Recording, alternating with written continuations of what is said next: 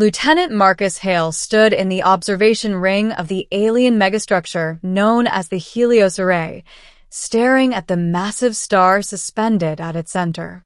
Once a brilliant blue-white beacon, it now flickered weakly, its surface crawling with unstable flares and dark fractures like veins beneath dying skin. This star powered half the Perseus trade network. Billions of lives, alien lives, depended on it. And it was failing. "Human Marcus Hale," said the voice behind him, calm and ancient. "You're certain you understand the request?" Marcus didn't turn. He kept his eyes on the star. "You need someone to restart it," he said. "You need a human." "Yes," replied Archivist Threx, a tall, crystalline being whose species had existed since before humanity discovered fire. "Your kind possesses a neurological trait no other species does." Marcus exhaled slowly. "You mean stubbornness." Threx's light pattern shifted. "You call it that.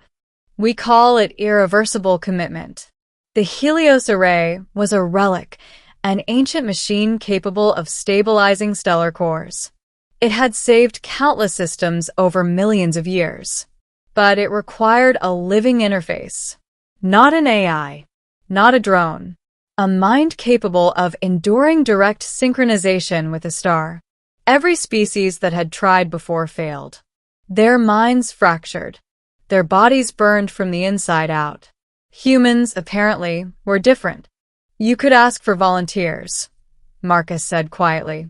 "We did," Threx replied. "None survived the preliminary simulations." Marcus laughed bitterly. "Funny. You forgot to mention that part." Threx said nothing. Marcus had been a reactor engineer back on Earth. He understood stars, not as myths or gods, but as systems. Broken systems could be fixed. "I'll do it," he said. Threx's glow dimmed. "You have not yet heard the full cost." Marcus turned to face him. "Then tell me." Middle, the lie of omission. They told Marcus the interface would be painful. They told him it would be dangerous. They told him his body might not survive. What they did not tell him was the truth. The Helios Array did not simply restart stars. It replaced what had failed.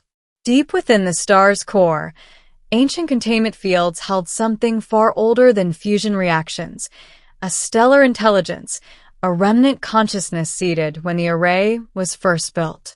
The star was not just dying. It was lonely, and it needed a new mind. Marcus learned this only after the interface chamber sealed around him. "Wait," he said, straining against the restraints as neural filaments descended from the ceiling. "Why am I seeing neural mapping protocols?" Threx's voice came through the chamber speakers, softer now.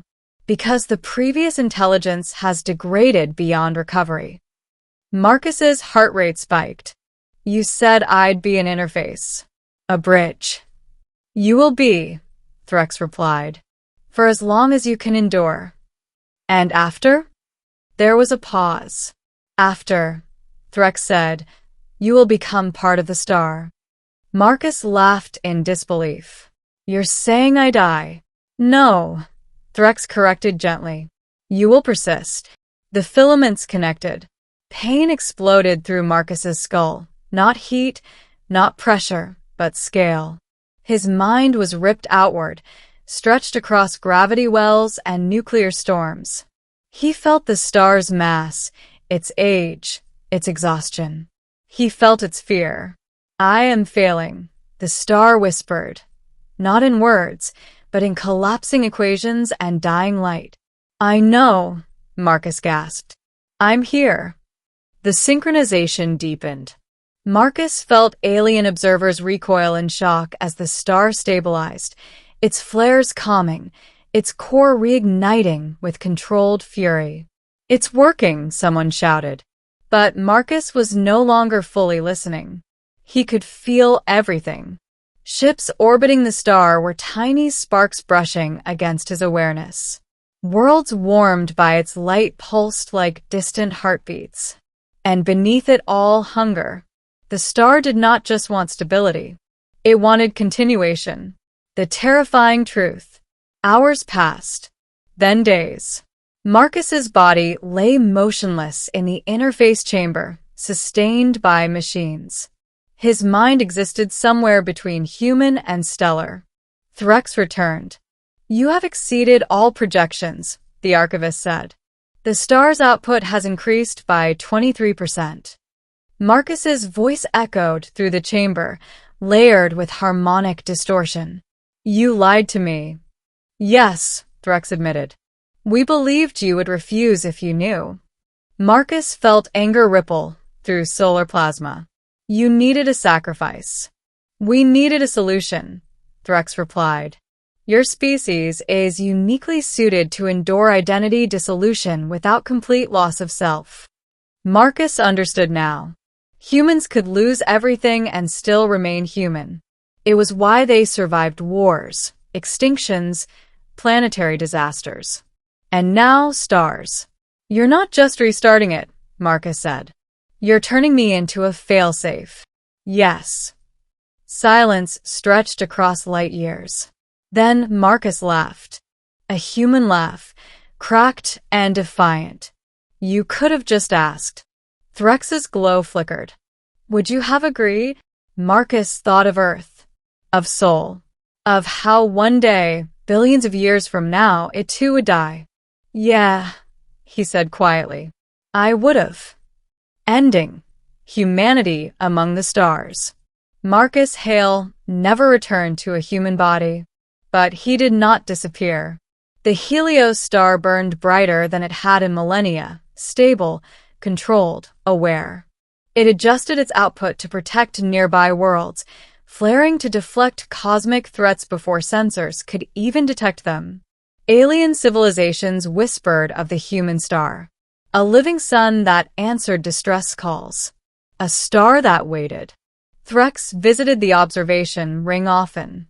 "You have changed the galaxy," the archivist said during one such visit. Marcus's voice resonated through the structure, calm and vast. "So have you." More stars began to fail in distant regions. The Helios array could not reach them all, but humanity could. When the truth finally reached Earth, there was outrage, then silence, then volunteers. Humans stepped forward, not as sacrifices, but as guardians. Each one fully informed, each one choosing. The galaxy watched in awe and fear as humanity did what no other species would. They became anchors, not conquerors, not gods, but something far more terrifying, caretakers of existence itself.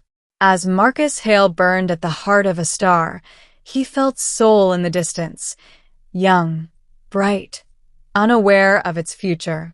"When you need me," he thought, "I'll be there." Because that was humanity's gift. Not power, not dominance, but the willingness to stand between collapse and continuation and say,